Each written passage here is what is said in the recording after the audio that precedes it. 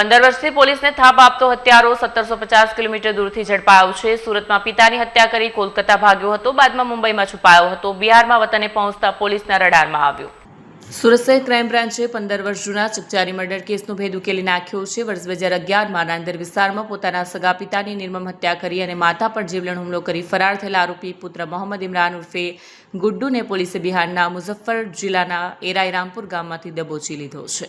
આ ઘટનાની વિગત અનુસાર 2011માં નાંદેડના ભરૂચી ભાગળ વિસ્તારમાં મોહમ્મદ અતાઉર રહેમાન શેખ તેમના પરિવાર સાથે રહેતા હતા। તેમના પુત્ર ઇમરાન ઉર્ફે ગુડ્ડુ કોઈ કામ ધંધો કરતો ન હોવાથી પિતા વાટીને ટોકતા વહેલી સવારે 5 થી 6 વાગ્યાના સુમારે પિતા પુત્ર વચ્ચે બોલાચાલી થઈ। પિતાએ ગુસ્સામાં આવી ઇમરાનને ઘર છોડી ચાલ્યો જા તેમ કહેતા ઇમરાન આવેશમાં આવી ગયો અને પિતાની હત્યા કરી નાખી હતી। ગુસ્સામાં અધમ ઇમરાને રસોડામાંથી રોટલી શેકવાનો લોખંડનો ચીપિયો ઉઠાવ્યો અને પોતાના પિતાના પેટ, ગરદન અને હાથ પર એક પછી એક ઉપરા છાપરી ઘા ઝીકવાનું શરૂ કર્યું।